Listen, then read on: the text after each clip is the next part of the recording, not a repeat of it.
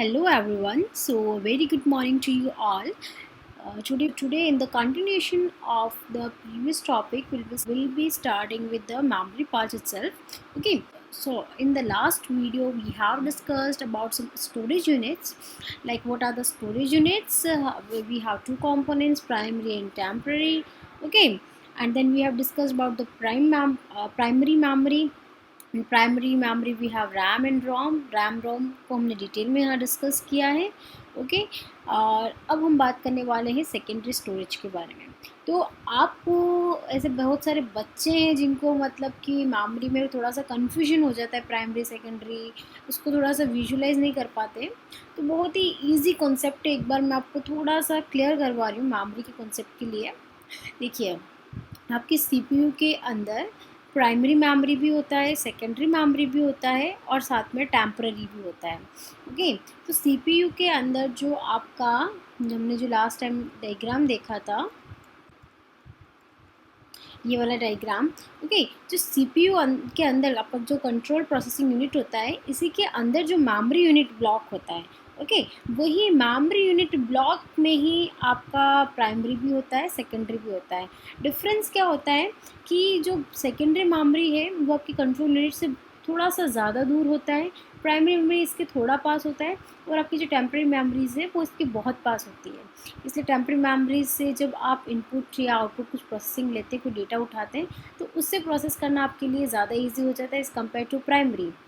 और सेकेंडरी के कंपैरिजन में हम बात करें, प्राइमरी के साथ सेकेंडरी का कंपेयर करें, तो प्राइमरी ऑब्वियसली बेटर होगी क्योंकि प्राइमरी कंट्रोल यूनिट इनके ज़्यादा पास में होती है, तो यहाँ से डेटा लेना प्राइमरी से और ज़्यादा ईजी हो जाता है। अब जो ज़्यादा स्पेस हमारे पास होता है वो सेकेंडरी के अंदर होता है, यानी वो डेटा जो हमको बहुत कम यूज़ आ रहा है या हमने स्टोर करके रखा हुआ है, जैसे कि आपकी मूवी हो गई। ओके, तो मूवीज़ ऐसा तो नहीं हमको डेली चलाना है, उसको देखना है, हमको जब भी रिक्वायरमेंट हो उस पर डबल क्लिक करते हो जाता है। तो जो मूवी है बेसिकली आपकी कहाँ है, सेकेंडरी स्टोरेज के अंदर है। जब आपको रिक्वायरमेंट होगी तब आप उसको ऑन कर लेंगे। लेकिन कुछ डेटा होता है, लाइक आप कंप्यूटर को ऑन कर रहे हैं, उसके अंदर कोई प्रोग्राम्स पे जा रहे हैं स्टार्ट, तो कुछ चीज़ें होती हैं जो हम बहुत ही फ्रीक्वेंटली यूज़ करते हैं। तो जो डेटा आपका फ्रीक्वेंटली यूज़ हो रहा होता है वो आपकी टेम्पररी मेमोरीज़ के अंदर होता है। और टेम्पररी मेमोरीज में क्योंकि स्पेस कम होती है तो बचा कुछ डेटा आपको कहाँ रहता है, प्राइमरी के अंदर। और प्राइमरी में हमने रैम रोम डिस्कस किया था। तो अब जो हमारी सेकेंडरी स्टोरेज डिवाइस, जो हम मेमोरी की बात कर रहे हैं, ठीक है, उसी पे हम आ जाते हैं। तो सेकेंडरी स्टोरेज मेमोरी जो है आपकी बेसिकली दो टाइप से, एक तो जो आपकी कंप्यूटर के अंदर इनबिल्ट होती है, ओके, जैसे कि आपकी जो हार्ड डिस्क होती है। ओके, तो एक तो इनबिल्ट हो गई, और उसके अलावा भी सेकेंडरी स्टोरेज, अगर आपकी जो कंप्यूटर के अंदर जो इनबिल्ट मेमोरी है उसके अलावा भी आपका अगर डेटा बहुत ज़्यादा है, आपको वो डेटा उसमें स्टोर करने की रिक्वायरमेंट हो रही है, लेकिन प्राइमरी भी फील्ड है आपकी, सेकेंडरी भी आपकी पूरी फुल हो चुकी है, आपको वो डेटा उसमें स्टोर करवाना है, तो आप क्या कर सकते हैं, कुछ एक्सटर्नल डिवाइसेस यूज़ कर सकते हैं। तो उनको हम बोलते हैं एक्सटर्नल हमारे सेकेंडरी स्टोरेज डिवाइसेस। ओके, तो उन्हीं एक्सटर्नल डिवाइसेस के ऊपर हम थोड़ा सा डिटेल में डिस्कस करेंगे कि वो कौन कौन से होते हैं और कितना स्पेस वो ऑक्यूपाई करते हैं। तो यहाँ से अब आपको समझ में आ गया, since the computers main memory stores the data and information temporarily, the secondary memory is use. क्योंकि अभी हमने पढ़ा था प्राइमरी के अंदर जो मेमोरी होती है क्या होती है, टेम्परेरी बेसिस पर होती है। तो परमानेंट डेटा स्टोर करने के लिए हम सेकेंडरी मेमोरी का यूज़ करते हैं, जो हमारे कंप्यूटर के अंदर ही होती है, ओके, हमारे सीपीयू के अंदर ही होती है। और सेकेंडरी मेमोरी जो है बहुत ही बल्क ऑफ इन्फॉर्मेशन, बहुत ज़्यादा डेटा को, लाइक बहुत ही 1 TB और इस तरीके से आपकी मेमोरी रहती है इसकी। ओके, तो बहुत ही ज़्यादा डेटा को हैंडल करने के लिए हम सेकेंडरी मेमोरी का यूज़ करते हैं। और the information stored in secondary memory is not lost, so it is also a non volatile memory. इसके अंदर जो डेटा पड़ा है वो भी लॉस्ट नहीं होता है, तो ये भी हमारी एक नॉन वोलेटाइल मेमोरी का ही केस होगा। ओके, अब secondary storage devices includes hard disk, CD, DVDs, pen drive etcetera. तो जो हमारे कंप्यूटर के अंदर होती है हार्ड डिस्क वगैरह, वो सिस्टम के अंदर होती है। और यहाँ पे जो नाम लिखे हुए ये बेसिकली क्या है, एक्सटर्नल सेकेंडरी स्टोरेज डिवाइसेस है। यानी अगर एक्स्ट्रा मेमोरी चाहिए तो हम ये डिवाइसेस यूज़ कर सकते हैं, इनमें हम अपना डेटा स्टोर कर सकते हैं और किसी और सिस्टम पे भी उनको लगा के देख सकते हैं। ओके, सो जो डिवाइसेस है हमारे एक्सटर्नल सेकेंडरी स्टोरेज डिवाइसेस, हम उनके बारे में डिस्कस कर लेते हैं। यहाँ पे आपका रहता है कॉम्पैक्ट डिस्क, ओके, सीडी। इनकी फुल फॉर्म्स आपको याद रखनी है, बहुत इंपॉर्टेंट होती है, बहुत सारे एग्जाम्स में पूछी जाती है। ओके, इवन आपके एग्ज़ाम, आपके जो एग्ज़ाम होते हैं, स्कूल एग्ज़ाम्स, उसमें साथ के साथ जो कॉम्पिटिटिव एग्ज़ाम्स होते हैं उनमें भी ये बहुत यूज़ आती है। तो ये बहुत ही बेसिक टर्म्स है जो आपको ध्यान होनी चाहिए। सीडी का फुल फॉर्म होता है कॉम्पैक्ट डिस्क और डीवीडी का फुल फॉर्म होता है डिजिटल वर्सेटाइल डिस्क, है ना। ये ऑप्टिकल मीडिया है, ओके। और ये हम यहाँ पे डेटा को कंप्यूटर से स्टोर करने के लिए यूज़ करते हैं इसको। Data can be read from the CD. To read data from the CD we need to have a CD drive in your computer. अब एक चीज़ और है, अगर हमें डेटा रीड करना है तो हमारे कंप्यूटर में सीडी ड्राइव होना चाहिए। ये सबको पता ही, आप सबने अपने सीपीयू में देखा होगा, सबके पास अगर डेस्कटॉप है घर पे, आप देख सकते हैं सीपीयू पे एक बटन होता है, आप उसको क्लिक करते हैं तो आपका एक ड्राइव बाहर निकलता है जिसके अंदर हम सीडी रखते हैं ना। तो बस वही सीडी ड्राइव आपके कंप्यूटर में, आपके सीपीयू पे वो पोर्ट होना चाहिए, वो सिस्टम होना चाहिए आपकी सीपीयू के अंदर, ताकि आप सीडी डीवीडी उसके अंदर इंसर्ट कर सको, ओके। अब सीडी जो होती है, हम पहले सीडी की बात करें। सीडी के दो वेरिएंट्स होते हैं, एक सीडी आर होता है, एक सीडी आर डब्ल्यू होता है। सी डी आर का मतलब होता है सी डी रीड, है ना। तो अगर आप सी डी आर वेरियंट को यूज़ करें तो इसका मतलब होता है आप जो डेटा है, सपोज़ आपने एक सिस्टम से डेटा कॉपी किया, सी डी और सी डी आर है आपका, है ना। तो उस सी डी पे आपने जब उसको कॉपी किया और आप दूसरे सिस्टम पे उस सी डी को रख के और खोलना चाह रहे हैं, तो वो जो सिस्टम पे उस जो आपका डेटा ओपन, अगर सपोज़ फाइल हो गई, मूवी हो गई, या कुछ भी हो गया, कुछ भी फॉर्म में आपका डेटा है, उस डेटा को आप सिर्फ रीड कर सकते हो, उसमें कुछ भी एडिट नहीं कर सकते हो, उस डेटा को आप इरेज नहीं कर सकते हो, डिलीट नहीं कर सकते हो, कुछ भी चेंजेस उस डेटा पे नहीं कर सकते हो, ठीक है। तो वो आपका टाइप होता है सी डी आर का। और एक होता है C D R W. C D R W में आप क्या कर सकते हैं, आप उस सी डी में डेटा लेने के बाद दूसरे सिस्टम पे उस सीडीज़ में जो डेटा है उसको चेंज भी कर सकते हो, उसको इरेज भी कर सकते हो, ओके। तो वो आपका होता है C D R W. So in CDR, data once recorded can be read only and cannot be erased. And in CDRW, previously recorded data can be erased and new data can be recorded, जैसा कि मैंने आपको भी बताया। फिर last line देखिए, both CD and DVD look same in appearance, but DVDs can hold much more data than CDs। तो आपकी CD और DVD है ना, वो दिखने में बिल्कुल सेम होती है। आप सभी ने देखा होगा पहले के टाइम पे सीडी डीवीडीज़ में शादियों की ना वीडियोस वगैरह दी जाती थी, आप सबको इतना ध्यान होगा। तो जो सीडी डीवीडी होती है ना, बिल्कुल दिखने में एक जैसी होती है, राउंड शेप में होती है, ओके। लेकिन उनमें डिफरेंस क्या होता है कि आपकी जो डीवीडी होती है वो ज़्यादा डेटा हैंडल कर सकता है एज़ कम्पेयर टू सीडी। तो हम ज़्यादा डेटा जो है स्टोर कर सकते हैं डीवीडी के अंदर सीडी की कंपैरिजन में। अब हम उसका देख लेते हैं कि कितना स्पेस होता है सीवीडी के अंदर और कितना स्पेस होता है डीवीडी के अंदर, ओके।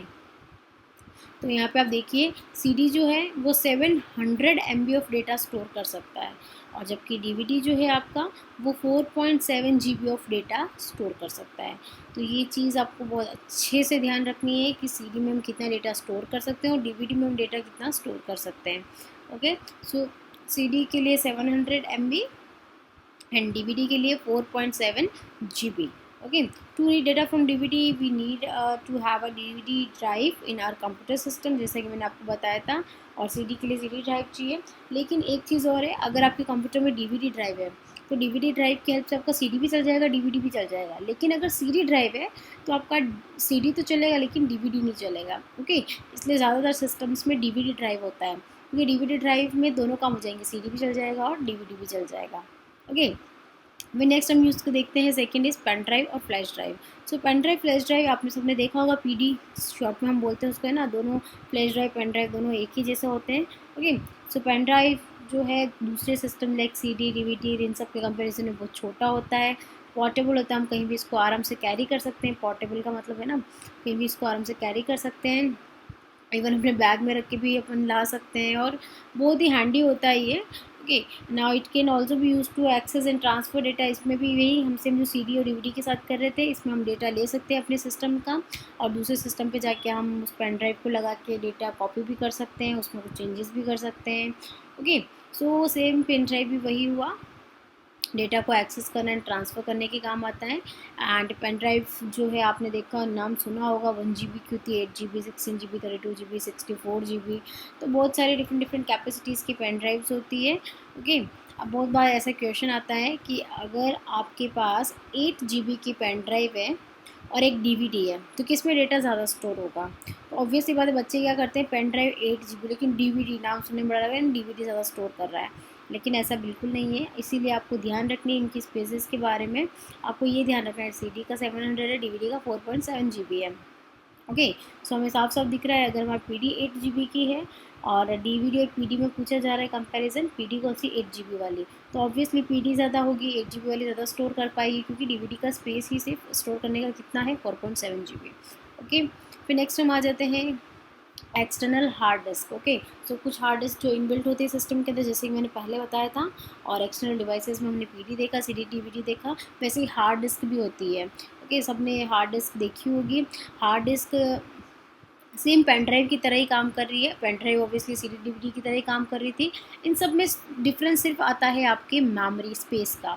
CD DVD में हम थोड़ा कम स्पेस स्टोर कर सकते, उसमें कम स्टोर होता है, सॉरी उसमें स्पेस कम होता है, उसमें इंफॉर्मेशन हम कम स्टोर कर सकते हैं। वेयर इस पेन ड्राइव में थोड़ा ज़्यादा स्पेस हमको मिलता है, तो उसमें थोड़ा ज़्यादा डेटा हम स्टोर कर सकते हैं, आप 264 GB, और डिपेंड करता है जितनी आपकी स्पेस है पेन ड्राइव की। ठीक है, लेकिन हार्ड डिस्क जो है पेन ड्राइव से और ज़्यादा, यानी हमारा डेटा बहुत ज़्यादा है, कोई बहुत ज़्यादा हमको मूवीज़ वगैरह लेनी है, हमारा डेटा बहुत ज़्यादा है, कुछ TVs में है, तो हम उसके लिए हार्ड डिस्क यूज़ करेंगे। ओके, तो हार्ड डिस्क भी डेटा को एक्सेस करने को, ट्रांसफ़र करने के काम आता है। डिफरेंस इतना होता है, इसकी कैपेसिटी जो है दूसरी डिवाइसेस के कंपैरिजन में ज़्यादा होती है, 1 TB 2 TB इन सब में आपके हार्ड डिस्क अवेलेबल है। ओके, TB का मतलब टेस्ला बाइट। ओके, और ये टेस्ला बाइट क्या है, बाइट्स क्या है, GB क्या है, गीगाबाइट्स, MB मीन्स मेगाबाइट, ये सब मैंने आपको लास्ट लेक्चर में बताया था। ओके, कि इन सब में क्या डिफरेंस होता है, और 1 TB equals to how much bytes, और ये सब मैंने आपको बताया था, वो आप उसमें से देख सकते हैं। फिर नेक्स्ट है आपका पेरिफेरल डिवाइसेस। पेरिफेरल डिवाइसेस वैसे तो हमने डिस्कस कर लिया था, लेकिन उनको डिटेल में नहीं देखा था, ये आपने बहुत ही लाइक जूनियर क्लासेस में पढ़ा होगा। जो आपके input devices, output devices, storage devices, जो हमने अभी डिटेल में पढ़े, storage devices like such as hard drive और फ्लैश ड्राइव, डिटेल में भी पढ़े थे, यही सारे है ना। तो आपके इनपुट डिवाइसेस, आउटपुट और स्टोरेज डिवाइसेस, इन्हीं सभी को हम पेरिफेरल डिवाइसेस कहते हैं, जिनको हम कंप्यूटर से कनेक्ट करते हैं। ओके, यानी आपने देखो CPU में देखा होगा माउस है, तो माउस को क्या करते हो, आपका USB पोर्ट में उसको कनेक्ट करना पड़ता है। ऐसे ही आपका कीबोर्ड हो गया, उसको भी हम कनेक्ट करते हैं, या एक्सटर्नल आपने जैसे कि हार्ड डिस्क लगाया है, पेन ड्राइव लगाया है, तो इस तरीके से जो हम डिवाइसेस अपने सिस्टम के अंदर लगाते हैं ना, पोर्ट यूज़ करके, तो ये सब जो एक्सटर्नल या इंटरनल डिवाइसेस होते हैं, उन्हीं को हम बोलते हैं पेरिफेरल डिवाइसेस, जो डायरेक्टली हमारे कंप्यूटर से कनेक्टेड रहते हैं। ओके, और हमारे कंप्यूटर के किसी प्राइमरी फंक्शन में कंट्रीब्यूट नहीं करते, लाइक कंप्यूटर के अंदर फाइल्स का क्या हो रहा है उससे उनको कोई लेना देना नहीं है, वो सिस्टम से लगे हुए हैं और वो कुछ इनपुट देने में और आउटपुट लेने में और इन सब में हेल्प करते हैं, तो उन्हीं को हम बोलते हैं peripheral devices. Okay, peripheral devices की categories input devices, output devices and storage devices. Input devices हम डिटेल में देख लेते हैं। ओके, इनपुट डिवाइसेस में आप कह रहे थे लाइक कीबोर्ड, माउस, है ना, ये सारा, तो हम इनको डिटेल में देखते हैं। सबसे पहले हम यहाँ पे इनपुट डिवाइसेस की बात करें, इनपुट डिवाइसेस में मैं टॉपिक लिखना भूल गई थी, यहाँ पे ध्यान रखिएगा, कीबोर्ड्स। ओके, सो इनपुट डिवाइसेस में हम कीबोर्ड के ऊपर डिस्कशन कर रहे हैं। सो कीबोर्ड्स में यहाँ पे कीबोर्ड के बारे में डिटेल में लिखा हुआ है कि कीबोर्ड क्या होता है। जो आपका जनरल कीबोर्ड होता है, सारे कीबोर्ड्स की जो कीज़ होती है, डिफरेंट डिफरेंट कीज़ होती है, कीबोर्ड पर डिपेंड करता है, लेकिन जो एक सबसे पॉपुलर और स्पेसिफिक कीबोर्ड है, उसमें 101 कीज़ होती है। ओके, 101 कीज़ में कौन कौन सी कीज़ होती है, अल्फ़ा न्यूमेरिक कीज़ होती है, मैं आपको नेक्स्ट पिक में बता देती हूँ। ये देखिए, यहाँ पे अल्फ़ा न्यूमेरिक की यानी ये अल्फ़ाबेट्स, और साथ में ये न्यूमेरिक वैल्यूज़। ओके, सो ये सारी आपकी कहलाती है अल्फ़ा न्यूमेरिक कीज़, और टोटल अल्फ़ा न्यूमेरिक कीज़ आपकी लाइक, हाँ सॉरी, इसमें alphabets, numbers and special symbols भी इंक्लूड होते हैं, जैसे कि आपका यहाँ पर है ये अल्फ़ाबेट्स, न्यूमेरिकल्स, और ये देखिए स्पेशल सिंबल्स, जो आपके न्यूमेरिक वैल्यूज़ के साथ है, स्पेशल सिंबल्स M%, और ये सब जिनको हम शिफ्ट के साथ दबा के यूज़ करते हैं, ये सारी स्पेशल कीज़ और ये सब होती है आपकी अल्फ़ा न्यूमेरिक कीज़। उसके बाद होती है आपकी special keys. Special keys like आपकी शिफ्ट, कंट्रोल, ऑल्ट, है ना, कैप्स, टैप, ये सब आपकी होती है स्पेशल कीज़। और फिर फंक्शनल कीज़ आपको पता ही है, F1 F2 F3 इस तरीके से जो फंक्शंस होती है। सो फंक्शनल कीज़ ये टोटल आपको ध्यान होगा F1 to F12 तो होती है, वो यहाँ पे अल्फ़ा न्यूमेरिक के सबसे ऊपर होती है, F1 से लेके F12 तक, ये हो गए आपकी फंक्शनल कीज़। और फंक्शनल कीज़ के बाद आपके नेक्स्ट होते हैं कर्सर मूवमेंट कीज़। आपने एरोज़ की देखी होगी, ऊपर नीचे चारों तरफ एरो की होती है, उसके अलावा पेज अप होता है, पेज डाउन होता है, तो ये सारी आपकी कुछ कर्सर मूवमेंट कीज़ है। और न्यूमेरिक कीज़, आपकी अल्फ़ा न्यूमेरिक कीज़ जो होती है यहाँ पे इनके अलावा भी आपको न्यूमेरिक कीज़ का एक अलग से पैड दिया जाता है पूरा यहाँ पे साइड में, तो ये इनको सबको अल्फा न्यूमेरिक कीज़ बोला जाता है। और ये अलग से जो होती है इनको हम बोलते हैं अंडे न्यूमेरिक कीज़। ये आपकी होती है कर्सर की के अंदर आएगी, पेज अप पेज डाउन ये सारी आपकी कर्सर कीज़ के अंदर ही आएगी, ठीक है। फिर ये सारा कीबोर्ड का सेटअप हो गया। आपको ये सब इंट्रोड्यूस कराने का ये है कि आपको कीज़ के बारे में पता हो, कौन सी की को हम क्या बोलते हैं, ओके। फिर माउस आपको पता है एक पॉइंटिंग डिवाइस होता है और एक इनपुट डिवाइस है, जिसमें हम इनपुट कैसे देते हैं लाइक किस भी फाइल पर माउस की हेल्प से क्लिक करके हम कोई भी सिस्टम को इनपुट देते हैं, ओके। और माउस जो होता है ये दोनों टाइप से होता है, वायर्ड भी होता है, वायरलेस भी होता है। वायर्ड माउस कैसे होता है आपने देखा होगा, उसका USB होस्ट की जगह यहाँ पोर्ट है, USB पोर्ट या PS2 पोर्ट होता है, उसकी हेल्प से यहाँ पे कनेक्ट होता है। या फिर वायरलेसली भी हम इसको कनेक्ट कर सकते हैं, जिसमें वायर की ज़रूरत नहीं होती है, बट वो उसमें सेल की हेल्प से चलता है आपका माउस बेसिकली, और उससे कनेक्टेड रहता है, ठीक है, वायरलेसली। इसके अलावा माउस जो है उसमें यूजुअली 2 बटन्स होते हैं, एक लेफ़्ट होता है, एक राइट होता है, और बीच में जो होता है स्क्रॉल व्हील होता है। ये सबको पता ही है, ठीक है। फिर माउस के बाद हम नेक्स्ट इनपुट डिवाइस की बात करते हैं, जॉयस्टिक। जॉयस्टिक का अगर किसने वीडियो गेम्स वगैरह खेले हैं तो उनको पता होगा, ठीक है। बेसिकली सबसे ज़्यादा जो है ये कंप्यूटर में गेम्स के लिए यूज़ किया जाता है।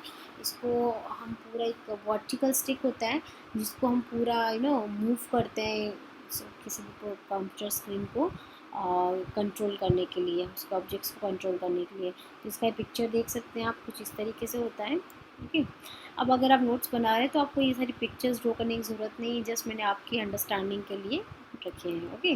नेक्स्ट है आपका light pen. So light pen जो है ये भी पॉइंटिंग डिवाइस, इनपुट डिवाइस की कैटेगरी है, ठीक है।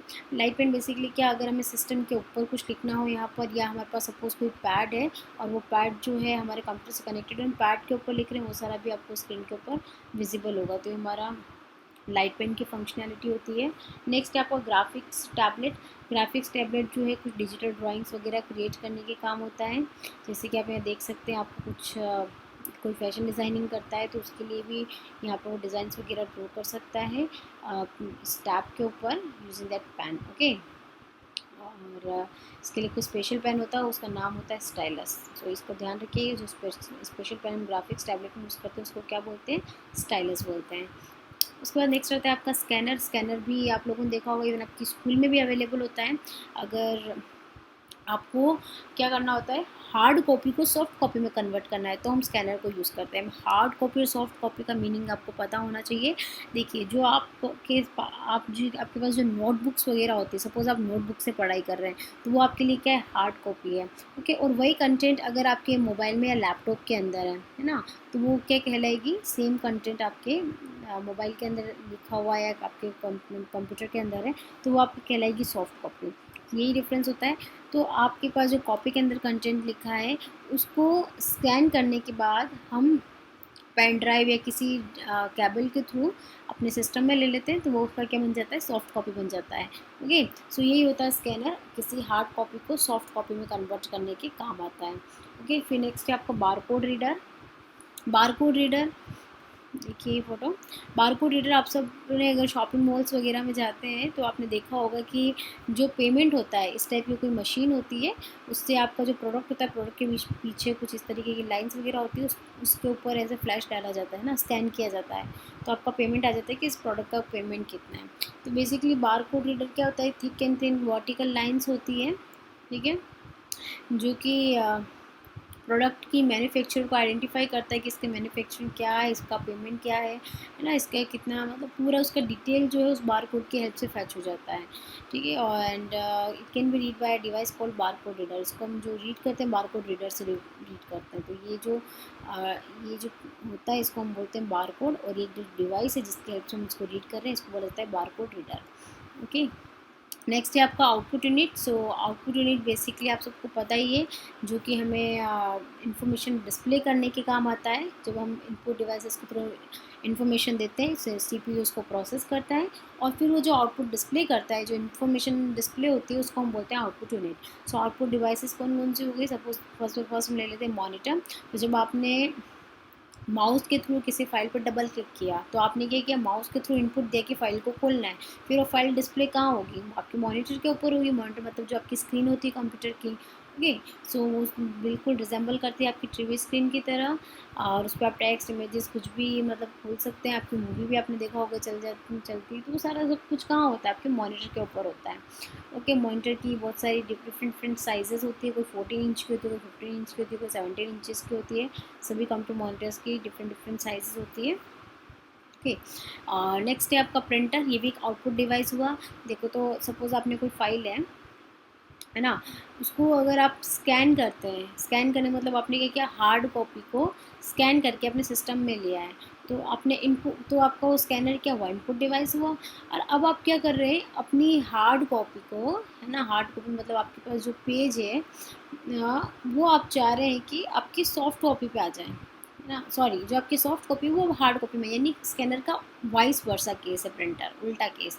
तो अगर हमें हार्ड कॉपी से सॉफ्ट कॉपी चाहिए तो हम यूज़ करते हैं स्कैनर का, और अगर हमें सॉफ्ट कॉपी से हार्ड कॉपी चाहिए, सॉफ्ट कॉपी मतलब हमारे कंप्यूटर के अंदर जो फाइल पड़ी हुई है, जो ये सपोज़ ये फाइल है पूरी, ये पेज मुझे निकालना है, अब मेरे मेरे हाथ में आना चाहिए ये पेज, तो मैं कैसे निकालूंगी, इस पर प्रिंट कमांड दूंगी, तो वो पेज निकल के प्रिंटर की हेल्प से मेरे पास आएगा।